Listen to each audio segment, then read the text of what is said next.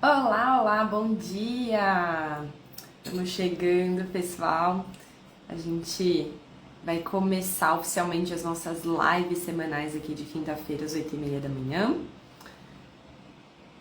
Olá, bom dia, Anne!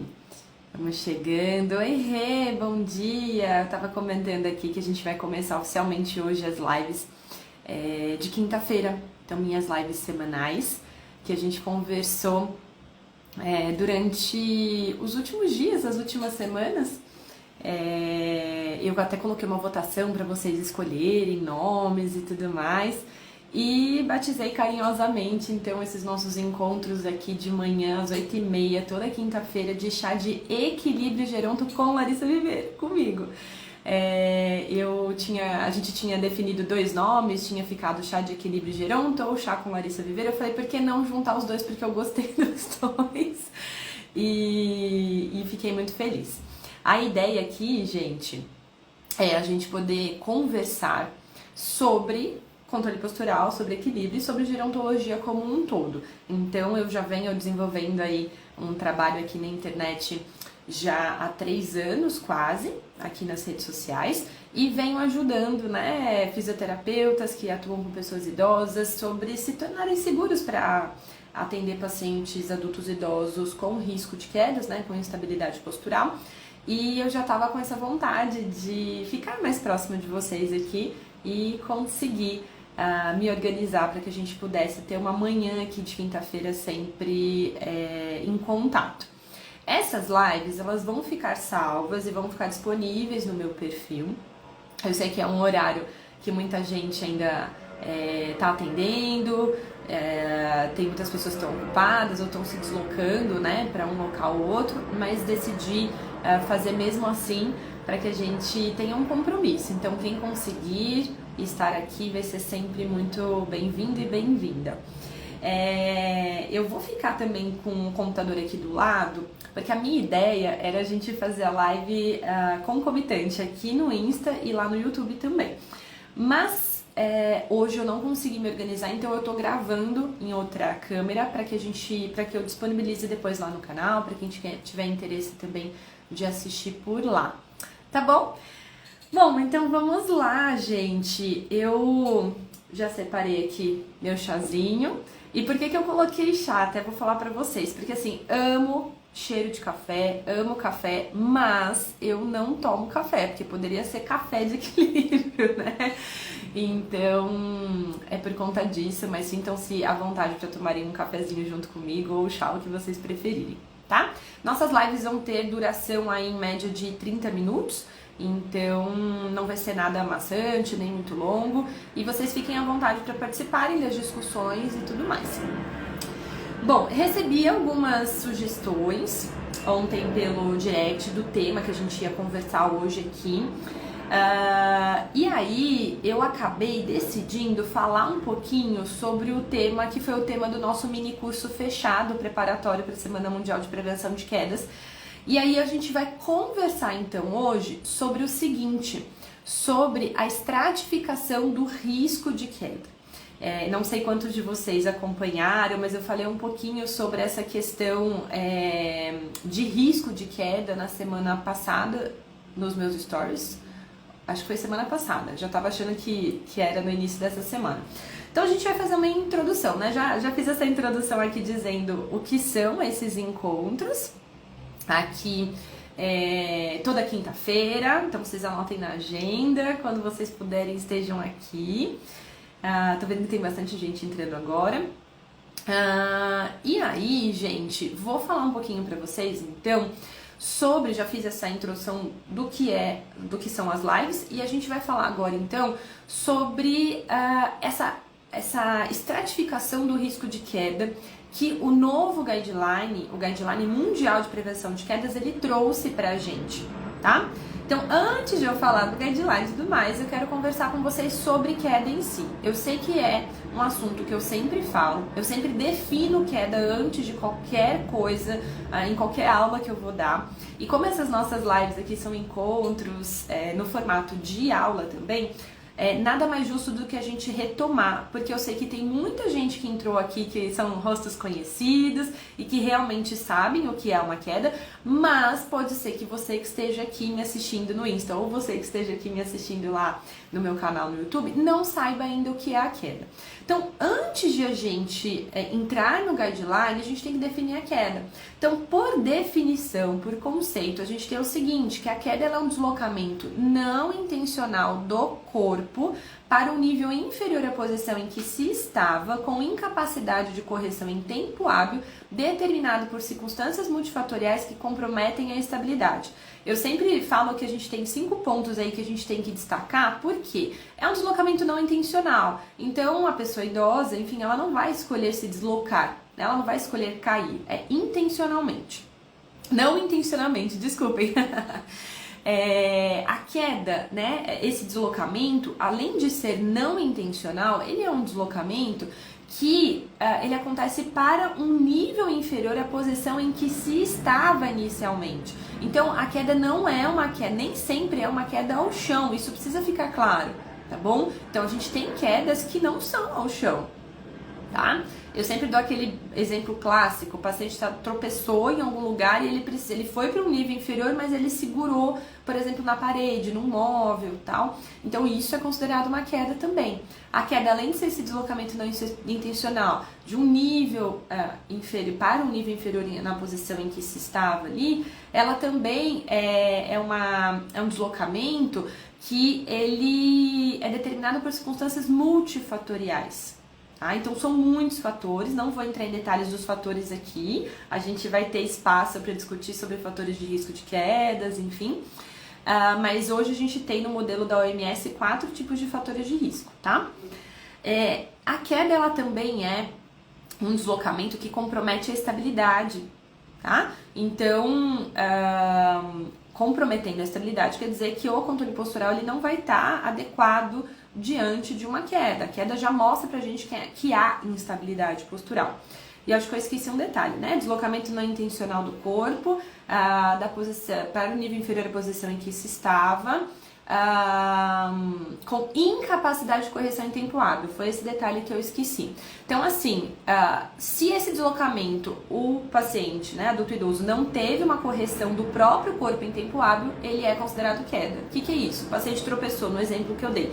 Tropeçou, ele precisou apoiar num móvel, precisou apoiar numa parede, enfim, indo para esse nível inferior, ele precisou usar uma estratégia externa ao corpo dele. Então, se ele usou essa estratégia externa ao corpo dele, não foi correção em tempo hábil do próprio corpo. Diferente daquele paciente que tropeçou, acionou estratégias reativas, ele deu um monte de passo, acionou até estratégia ali de flexão de membros superiores, mas não precisou apoiar em nenhum lugar. Por quê? Ele usou a estratégia do próprio corpo, apesar de ser muito instável. Quando isso acontece, é um outro nome que a gente dá ao invés de queda, que é a quase queda, tá bom? Mas só conceitualmente aqui pra gente entender quando usar um termo ou outro, tá? Bom, como eu falei pra vocês, eu tô aqui do lado com uma apresentaçãozinha que eu tô gravando aqui lá pro nosso canal de vídeos. Então, a queda é isso. Por que é que a gente tem um guideline novo? O Guideline Mundial de Prevenção de Quedas.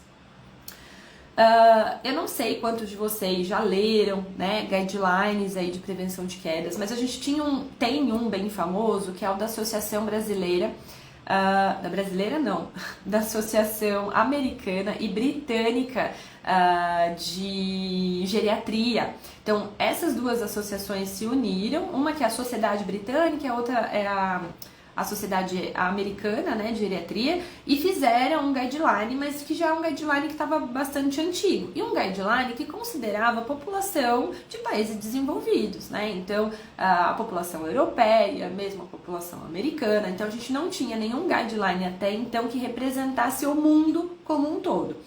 E aí, em 2019, teve um movimento ali de alguns pesquisadores para realmente fazer uma revisão sistemática ali para que entendesse, para eles entenderem o que estava acontecendo, né? Quais eram os gaps, as faltas da literatura, quais eram as falhas, o que não tinha sido mostrado ainda, para entender os guidelines também, o que eles estavam mostrando ou não, o que precisava melhorar.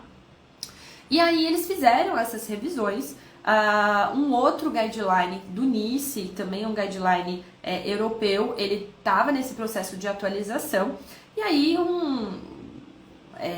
um grupo de experts se reuniram com representação de quase todos os países, né, do mundo, para realmente montarem um novo guideline. Então foi uma força-tarefa que foi feita para que isso acontecesse.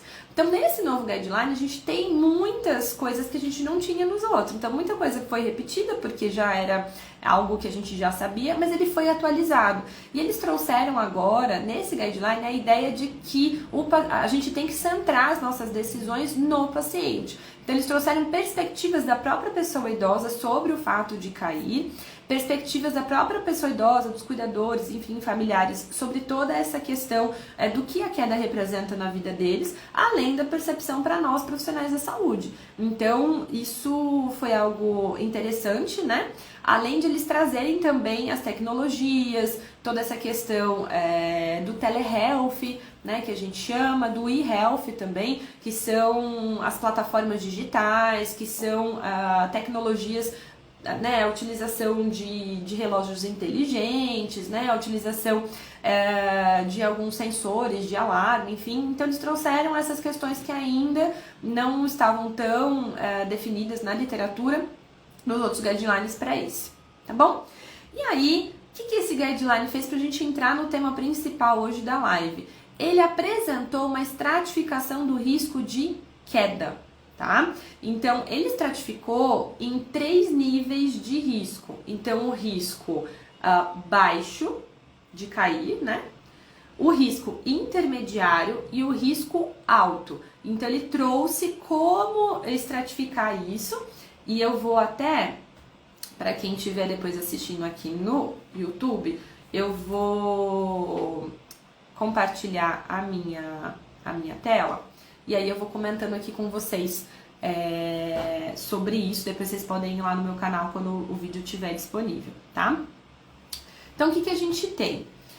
No risco baixo, qual foi a orientação do guideline para que a gente pudesse pensar? Então, um paciente ele é classificado em risco baixo, o que eu vou fazer? A gente deve, como profissional da saúde, não só fisioterapeuta, oferecer educação sobre prevenção de quedas e orientação sobre exercícios para o envelhecimento saudável, para a saúde do indivíduo adulto e idoso, ou para a prevenção de quedas. Então, exercícios que são focados ali para prevenir quedas, tá?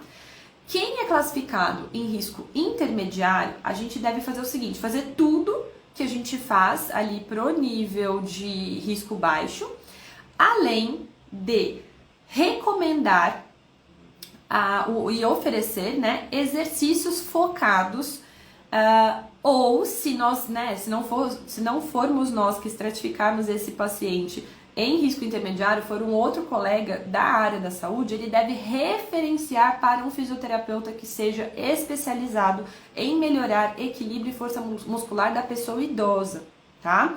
Então, percebam que um dos detalhes muito importantes que eu vejo nesse novo guideline é a importância que ele dá para nós fisioterapeutas, tá? Principalmente especializados e especialistas em fisioterapia e gerontologia, tá certo? E quem é estratificado em risco alto é a quem se deve oferecer uma avaliação multifatorial do risco de quedas para guiar as intervenções individualizadas e personalizadas. Então, nesse risco alto, percebam que a gente tem que ter uma avaliação muito detalhada de todos os fatores de risco ali para quedas, para que a gente possa planejar adequadamente todo o tratamento para esse indivíduo, tá? E aí, o que a gente tem, gente? Teve um outro detalhe muito legal, dos outros guidelines vocês devem conhecer, a gente sempre tem um algoritmo ali que nos diz o que fazer ou não. Então, nesse Guideline Mundial de Prevenção de Quedas, a gente também tem esse algoritmo que nos ensina a rastrear rapidamente esse risco e estratificar esse risco de quedas, tá? Então, o que ele conta pra gente? Ó, o que a gente sabe? 30% da população mundial acima de 60 anos ou mais, cai pelo menos uma vez por ano, tá? Então, esse dado, ele é muito importante e muito relevante, porque são 30% da população idosa mundial caindo uma vez por ano. Então, esse novo guideline, ele traz o seguinte: só pelo fato da pessoa ser uma pessoa idosa, vivendo, né, no mundo, ela já tem 30% de chance de cair no próximo ano, mesmo que ela não tenha histórico de quedas, mesmo que ela nunca tenha caído, mesmo, enfim, que a gente acha que ela não tem risco, né? É porque o achismo, ele tá em todo lugar. Então, só pelo fato de você estar envelhecendo, de você já ter feito 60 anos ou mais, ser considerado uma pessoa idosa, 60 anos em países, né, em desenvolvimento e 65 em países já desenvolvidos, você já tem 30% de cair no próximo ano. Então, tem algo que eu falei durante a semana passada nos meus stories, que é o seguinte: risco zero de quedas não existe. Então, aquela ideia de que a gente tem que separar quem tem risco de queda, quem não tem risco de queda, é uma ideia já muito ultrapassada. Por quê? A pessoa idosa tem risco de cair, mesmo que ela nunca tenha caído. Então, existe um risco baixo, um risco mínimo, mas o risco existe, não existe risco zero. Isso a gente tem que colocar na nossa cabeça, porque a gente tem que olhar para todo paciente adulto idoso, pensando que ele pode cair em qualquer momento, mesmo que ele seja um idoso robusto, mesmo que ele tenha muitas condições ali boas de saúde, mesmo que seja uma pessoa ativa. Então, existe o risco, mesmo que esse risco seja pequeno, certo? Isso precisa ficar claro. Bom, e aí, para aqueles indivíduos que já caíram pelo menos uma vez no último ano, ou seja, indivíduos que têm histórico de quedas, a chance de ele cair no próximo ano aumenta para 70%. Então, percebam, 30% para quem nunca caiu, 70% para quem já caiu pelo menos uma vez, tá? Então, isso é importante de a gente frisar aqui.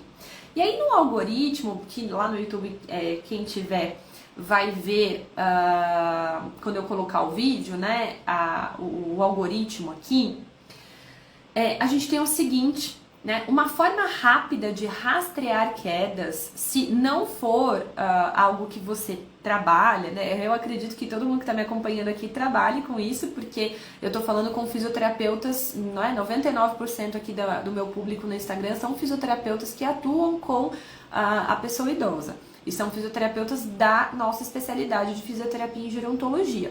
Mas se por acaso tiver alguém me ouvindo aqui que não seja, né, da área, ou que seja da área, mas não atue com controle postural, né, porque dentro da nossa área a gente também tem sub-áreas nas quais a gente tem mais expertise, nas quais a gente tem mais afinidade para tratar, enfim, o nosso paciente, e às vezes a gente acaba encaminhando para outros colegas. Então, a gente tem uma forma rápida de rastrear, que é o que o guideline ele traz pra gente. No entanto, essa forma rápida é só de rastreio pra gente estratificar rapidinho, né? Se esse paciente tem um risco alto, um risco baixo ou um risco intermediário. Porque no nosso dia a dia, sendo especialistas e especializados em fisioterapia e gerontologia, a gente vai fazer uma avaliação muito mais detalhada do que esse algoritmo traz pra gente. Então isso é uma forma de rastrear o risco, mas não é uma forma de avaliar de fato a queda, o controle postural e tudo mais, tá? Então o que ele traz pra gente? A primeira pergunta que a gente deve fazer pro nosso paciente é a seguinte: o senhor, a senhora caiu nos últimos 12 meses, tá? E aí o paciente vai responder pra gente geralmente sim ou não. Se o paciente fala sim, a gente vai precisar entender como foi essa queda, enfim. Diante do guideline, ele pede pra gente aumentar a sensibilidade dessa pergunta, fazendo mais duas perguntas, né? Então a gente pergunta se caiu no último ano, nos últimos 12 meses. Se ele falar que não, a gente pode ir para outras duas perguntas. Então a gente pergunta: você se sente instável quando levanta ou fica em pé ou anda? Se ele falar que sim, mesmo que ele não tenha caído no último ano, aqui no guideline ele já considera que isso é um fator de a gente tem que prestar atenção nisso. Então você já considera como se ele tivesse caído. Se ele falar que não, você pode fazer uma terceira pergunta e falar o seguinte: você se preocupa sobre a possibilidade de cair? O que ele está querendo dizer aqui? Aqueles pacientes que têm algum tipo de medo, algum tipo de receio, eles não confiam que eles vão andar sem cair, ou eles ficam preocupados com essa possibilidade de cair. O famoso medo de cair que a gente fala. Então, mesmo se ele não tenha caído no último ano, mesmo que ele fale que não se sente instável, mas ele fala que ele se preocupa com a possibilidade de cair, a gente já pode ir considerar isso como sim e considerar esse paciente como se ele tivesse caído. Então, esse guideline ele traz pra gente essas 3 perguntas, né? Não só a pergunta de se caiu nos últimos 12 meses ou não, mas ele acrescenta essas outras 2. Então, são 3 perguntas aí que aumentam a sensibilidade dessa resposta, tá? No entanto, se o paciente ele fala pra gente que já caiu, a gente vai já ir pro lado do algoritmo que nos fala que esse paciente ele já caiu, a gente vai investigar qual que é a severidade dessa queda e a gente tem alguns pontos importantes ali para avaliar essa severidade. Se ele apresentar severidade na queda, a gente já classifica esse indivíduo com risco alto. Se ele não apresentar severidade, a gente vai o quê? Fazer uma avaliação muito mais específica do controle postural. No guideline, ele traz 2 avaliações rapidinhas que são avaliações de rastreio. Então, ele pede para fazer a avaliação da velocidade de marcha ou o TUG. E aí, ele traz umas notas de corte ali. Se a velocidade de marcha for menor ou igual a 0,8 metros por segundo, já é para dizer que esse paciente tem alteração de controle postural. Ou o TUG. Se o TUG for maior que 15 segundos, aí a gente já considera também que há um prejuízo no controle postural. Porém, fisioterapeutas queridos, amigos que estão aqui me acompanhando, a gente vai só fazer essa avaliação?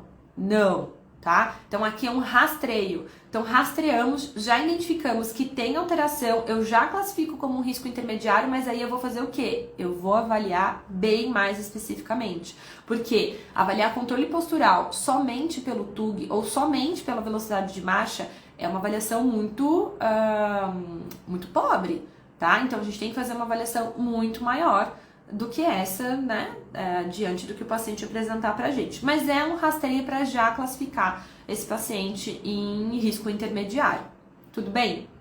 E aí, se o paciente ele não tem alteração nesses 2 testes, né, tanto velocidade de marcha ou TUG, a gente já pode considerar ele em baixo risco. E se ele falar que nunca caiu nos 12 meses e falar não também para se sentir instável e não ter medo de cair, também ele já vai ser classificado como risco baixo, tá?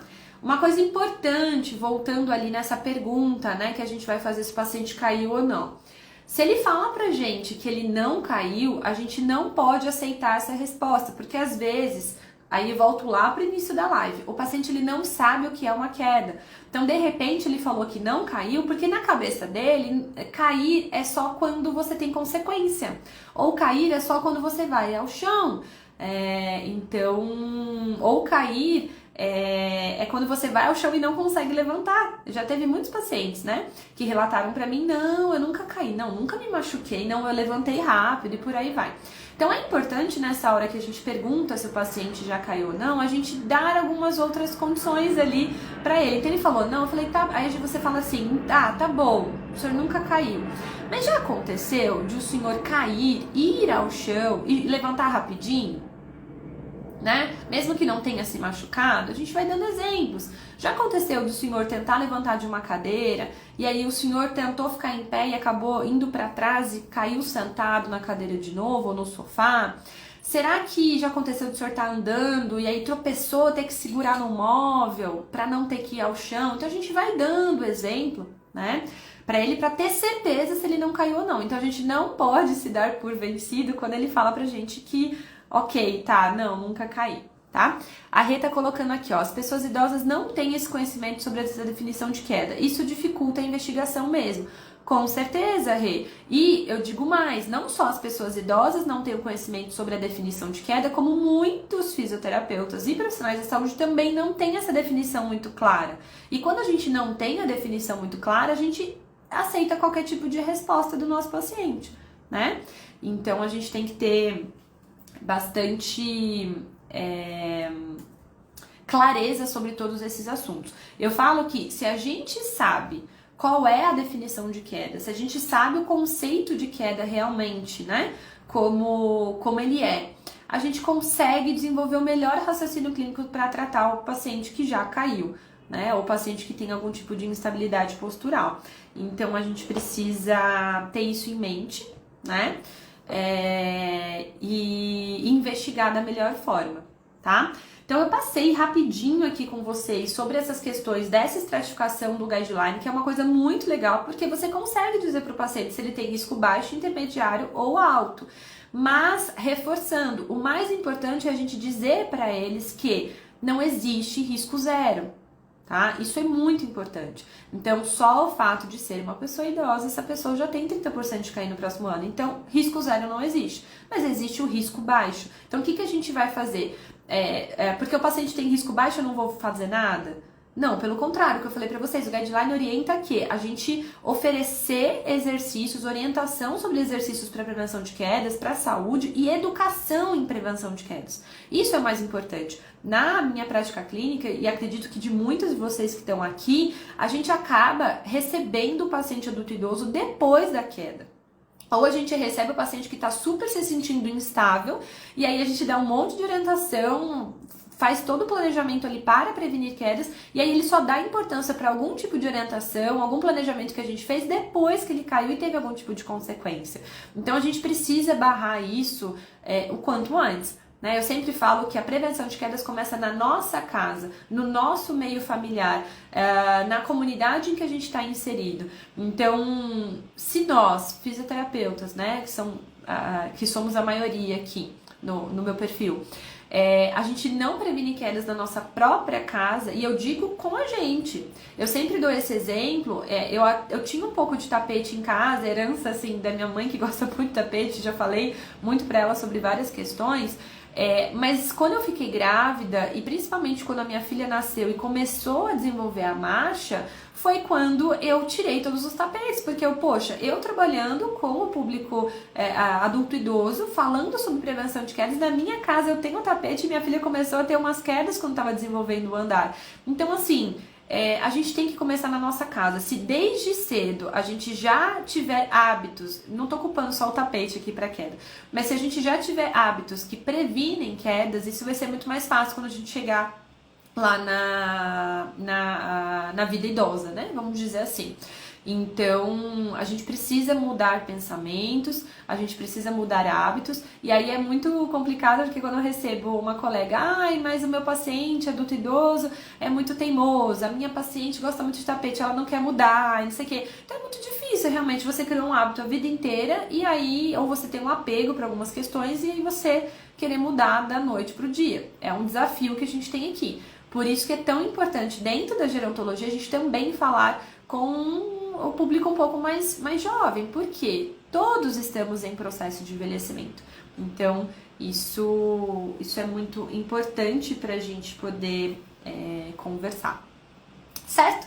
Então, resumindo aqui sobre a nossa live, a gente falou um pouquinho, então, sobre o lançamento aqui das lives semanais no Chá de Equilíbrio Geronto comigo. A gente falou um pouquinho então sobre o nosso tema principal foi a estratificação do risco de quedas, então a gente comentou sobre a definição de queda, sobre o quanto é importante a gente entender que a queda é muito mais do que cair ao chão. A gente falou sobre a estratificação do risco de quedas por meio do novo guideline de prevenção de quedas, o quanto que é importante a gente estratificar o risco e até graduar entre baixo, intermediário e alto, porém, o quanto que é importante a gente usar o guideline como um rastreio e não como uma avaliação para que a gente faça, de fato, um planejamento pelo guideline, né? Pelo algoritmo do guideline. Não, tá bom? Obrigada, a Rê tá falando aqui que adorou. Obrigada por você estar aqui. Tomara que você consiga me acompanhar nas próximas semanas. A Thaís tá falando que chegou tarde, mas fica tranquila. Recadinho para todo mundo que tá aqui. Eu vou deixar essa live salva. Eu quero, na verdade, tentar fazer lives concomitantes aqui no Insta e lá no YouTube, mas eu não sei se eu vou conseguir. Hoje eu fiz a gravação e aí é essa gravação que eu vou deixar disponível lá no YouTube pra vocês, tá bom? Mas a gravação fica disponível aqui no Instagram também. Obrigada, gente. Alguma dúvida antes de eu encerrar? Assim, vocês que estão aqui, vocês têm alguma pergunta? Vou esperar um tempinho aqui para ver se vocês têm alguma dúvida, alguma pergunta. Se não tiverem, a gente se encontra na próxima semana. Isso, Rafa, serão todas as quintas-feiras, às 8h30 da manhã. Das 8h30 até as 9h, tá bom? Meia horinha de live, para não cansar ninguém, né? Para não atrapalhar também o que vocês estiverem fazendo. E a gente vai estar aqui sempre no nosso chá de equilíbrio junto comigo, tá bom? Alguma outra dúvida? Oi, Rê. O guideline ele está disponibilizado na PubMed, mas quem tiver interesse, me manda mensagem no direct. Fala, Lari, você pode me mandar o guideline, por favor? E aí eu mando, tá bom? Acho que vai ser bem legal. E a gente teve um mini curso preparatório para a Semana Mundial de Prevenção de Quedas, em que eu falei exatamente sobre o guideline, né? E aí eu tô vendo se eu vou fazer uma gravação, porque eu acabei não gravando, para poder disponibilizar também para vocês depois, para quem tiver interesse, para falar só sobre o guideline mesmo. Mas vamos ver, se eu tiver notícias até semana que vem eu aviso para vocês aqui. É isso, gente. Se não tiver mais nenhuma dúvida, muito obrigada. Tenham uma ótima quinta-feira, um ótimo restinho de semana, né? Que vocês possam descansar ou trabalhar, para quem for trabalhar. E a gente se vê aqui, né, nas lives, no chá de equilíbrio geronto na semana que vem, de novo.